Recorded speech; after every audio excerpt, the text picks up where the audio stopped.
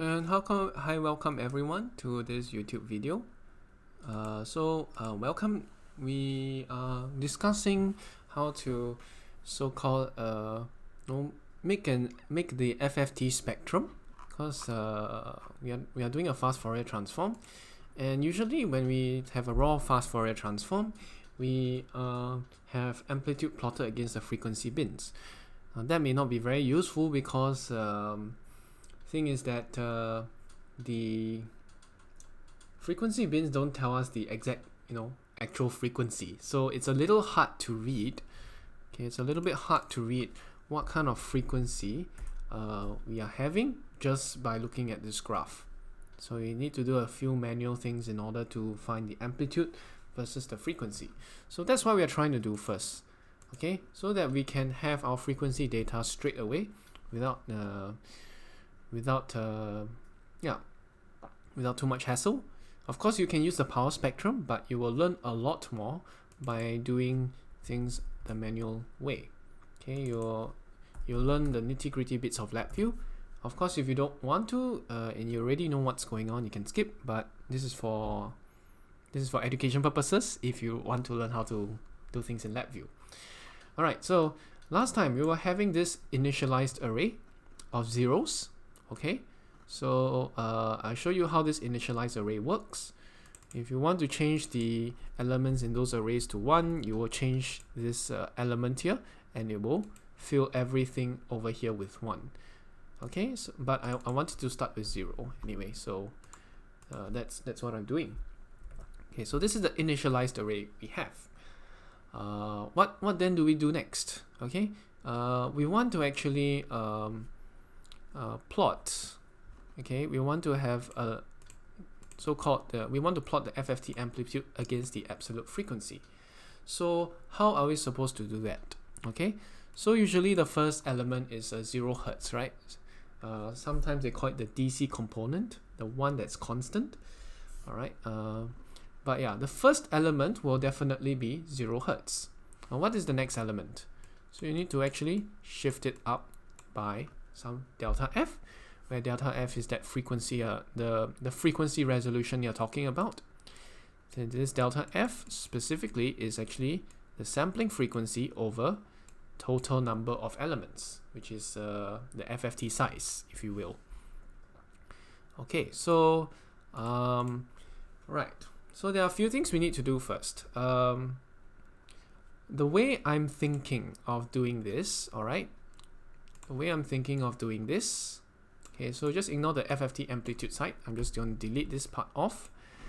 Okay, the way I'm thinking of doing this is actually, I want to get an array like so, 0, 1, 2, 3, ...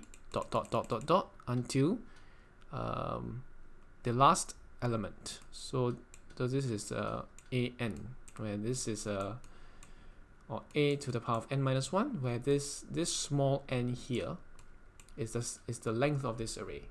So this is the last element. This last element will take on a value of n minus 1. Right?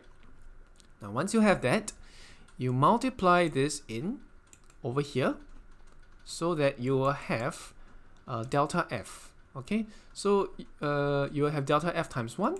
Okay, so delta F times 1 will be, you have your first what do you call that?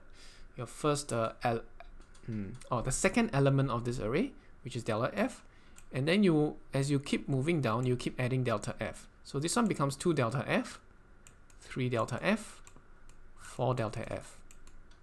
Okay, so the intermediate step is to actually get this kind of an array where you have this structure that goes from 0, 1, 2, 3, 4, blah blah blah blah blah, all the way up. Okay, so how do you actually do this? Okay, how do you actually do this? Okay, so what we need now is actually something called a for loop. Okay, we need something called a for loop. Okay, so we are going to start with our for loop, and there are some videos I actually watched. This is one of them, all Labview structures. If you want to take a look into more detailed if you want to take a look into more detailed way of constructing this for loop, you can look here, or you can look at this Labview arrays. And if you want to know how to deal with arrays more, these are very useful videos. Okay, so I'll put them in the description, but I'll just go through the basics of getting this thing done. Okay, so first thing first, we need to have a for loop. Okay, where do you find the for loop? Okay, go to programming. Okay, right click your VI in your block diagram, go to structures and click for loop. Okay, this is the for loop. If you're used to programming, it's like for I equals 1 to n, blah blah blah, do this. There is a while loop, okay, which is basically like yeah, what you are used to in programming. I assume you have a little bit of MATLAB knowledge, at least. And then there's the one that's called case structure. This one actually resembles the if loop the most, but I'll just go through for loop for now. Okay, so you'll notice that for loop, it's not like you can just drop the VI there. You actually have to select a piece of area, an area where you have, some things going on there, where you want to start dragging operations into this for loop. Okay, so what then do you do now? Okay, so it may look a little bit awkward if you're not used to Labview. I mean, but I assume you have some knowledge of the for loop, so I'll just explain from that. Now remember, we were saying we want to iterate from I going from 1 to n. Or usually in Labview, they like to iterate from I equals to 0 to n minus 1. So they actually like to start from 0 and not, they don't like iterating from 1 to n. They start from 0 to n minus 1. But that's just some information for you. That's how this for loop actually works. Okay, so where's the I? I is here. I is this iteration number. We call it loop iteration. If you hover over it, it will say loop iteration. What is n? N is how many iterations you want to go for. Okay, in Labview they call it, if you hover over this is called the loop count.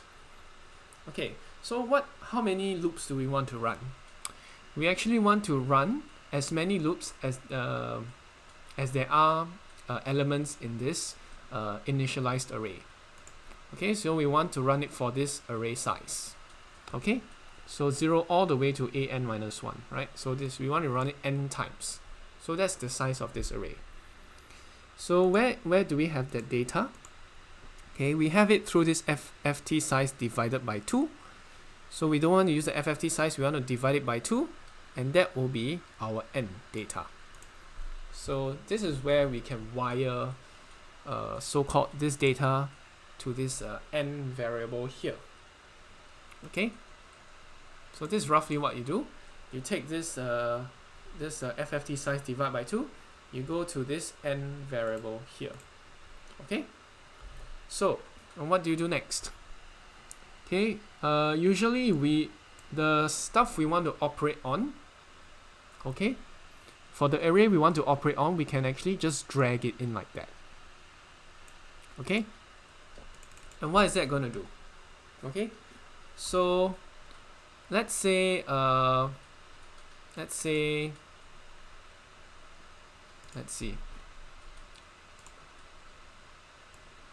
Okay, let's say you have this array. Okay, let's say you have this array. Pretend for a while we have this array. Okay, so when you drag it into the for loop, okay, you have your I over here. Okay, you have your I over here and you have your n. So I just explained what these are. So how is Labview going to know which element to operate on? So when you actually wire this into the for loop, what Labview will do is that when you drag it here and you sort of put an indicator, okay, whatever iteration number you're at, for example, let's say I equals to 5. If I equals to 5, Labview will not, I mean by default, it will not display this whole array in this for loop. Instead, what it will do is that it will go to try this, it will find this, okay? This is I equals to 1, which is the 0th element. I equals to 2, okay, which is the,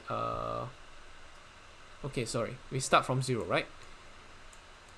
Yeah, it goes from I equals 0, I equals to 1, I equals to 2, I equals to 3, I equals to 4, and then now I equals to 5. Okay, so what we'll do, it will actually read the I equals to 5 element, and then it will sort of hold that as the variable there.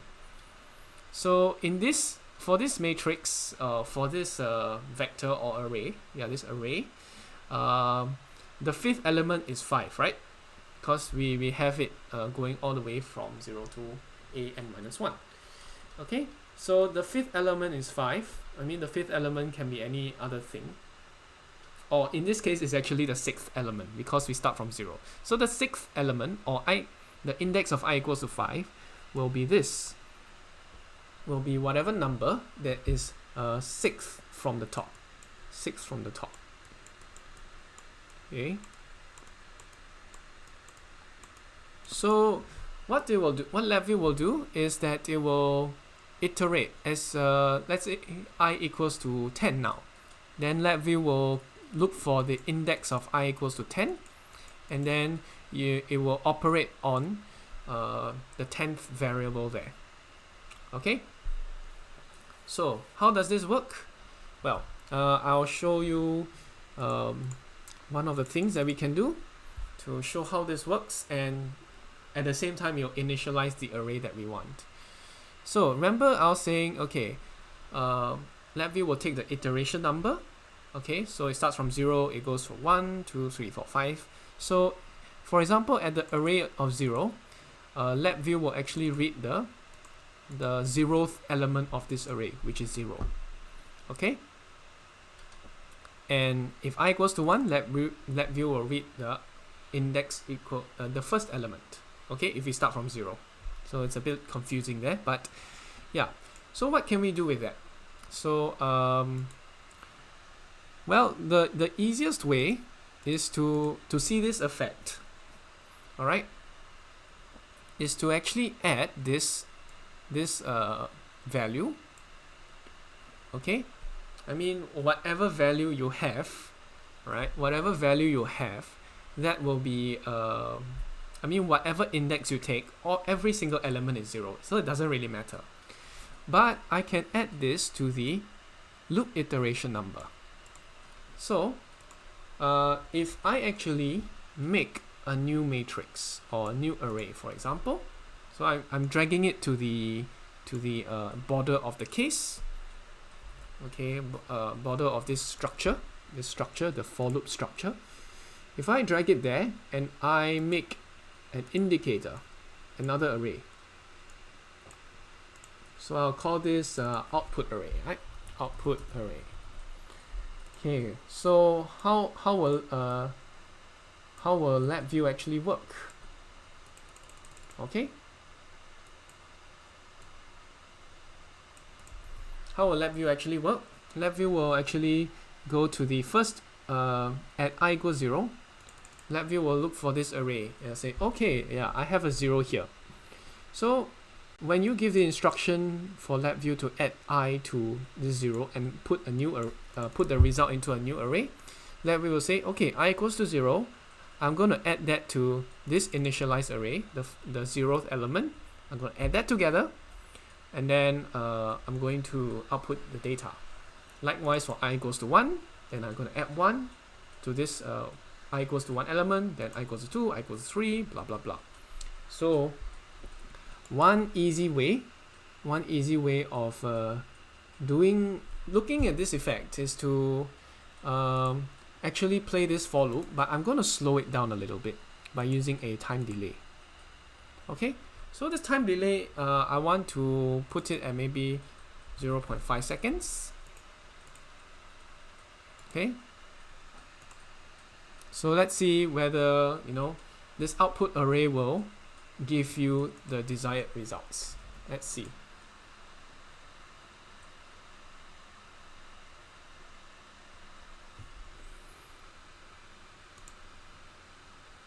Okay, maybe not so good. Let me try again. So I'm going to delete this time. Okay, I think I used the wrong one. It should be timing. You go to this thing called wait. Again, right click the block diagram, go to timing, and then you will go to this thing called wait. So that will give you between each iteration you kind of wait X number of milliseconds. So I'm going to put 500 milliseconds here, and let's see whether this thing works. Okay, so it does not give the output array in real time. Okay, never mind. I'll delete that. Let me just play this and you see what happens. Okay, so after everything is played, you will see that the first array is 0. I mean the first element is 0, the second element is 1, the third element is 2, fourth is 3, fifth is 4, and so on and so forth. So hopefully this shows you how this for loop actually works. Okay, so hopefully that's not too confusing. Alright, so remember,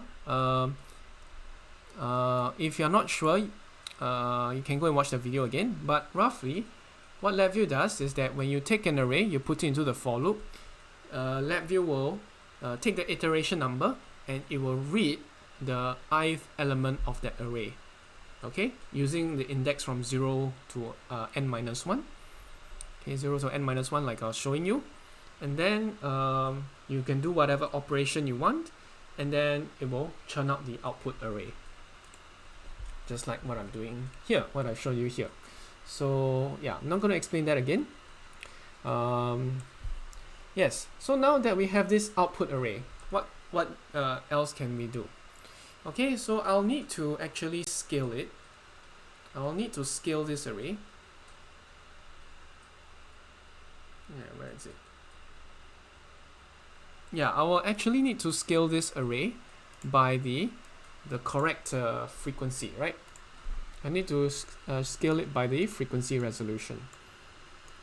Okay, $fs, okay, equals to scaling, okay, $f equals to the scaling frequency. You kind of divide it by n, which is the number of elements. So how can I find my scaling frequency? I mean the sampling frequency, right? Okay, so sampling, that's actually quite easy to get. You take your sampling time interval and then you take the reciprocal of that. So let's do that. Right click, go to numeric. Okay, again, right click, go to numeric. Okay, under programming, you go to numeric. You should be able to find something that says reciprocal. So take the reciprocal there and you wire it up to the sampling time interval. And I'm going to create an indicator. So this is actually my sampling frequency. Okay, now I'll put it in hertz. So my sampling time interval is in seconds. Always good to have units so don't confuse yourself or other people when you actually use this VI. So if I play this, this will give me the sampling frequency of 44.1 kilohertz. Okay, so 44.1 kilohertz is my sampling frequency. So I have this. Next is I need to have this n. Where does this n come from? Well, we have our FFT size there, which will be our n, and that is going to be that's going to be our yeah, n basically. So I'm going to use the divide function here to find this delta f, right? So I want to find my delta f, so I will just use the divide function. Again, right click, go to numeric, and you'll go to the divide function. Okay, x on top should be my sampling frequency. Okay, And at the bottom, I should have my FFT size. Not FFT size divided by 2, but the FFT size. Alright, so when I divide, I should have my frequency, right? My sampling frequency. I mean my frequency resolution, the delta F, right? So I want to multiply my array, my output array by this number. So basically, let me try. I mean, we can do this in the for loop, but I want to try doing it out of the for loop. Okay, so I'll do this here. I'll multiply this in, and then I will have another array out. So, okay, I have an array, the output array, which is 1, 0, 1, 2, 3, blah, blah, blah, blah, blah, all the way down. And then I want to multiply it by this delta F here. So what do? I have to divide Fs by the number of samples, the sampling frequency by the number of samples. So I'm going to create an indicator here, and this will be my frequency array. Alright, this is my frequency array, which I can start plotting my frequency. Okay, so I'm going to play or run, and you can see that my frequency array is now out with all the various values of the data. So you can see that this multiply sign works not just for what do you call that? Not just for matrices or element by element. You can also use it to multiply a scalar into an array. Okay, so that's it for for loop and array operations. So I'll see you guys in the next video. Thank you for watching.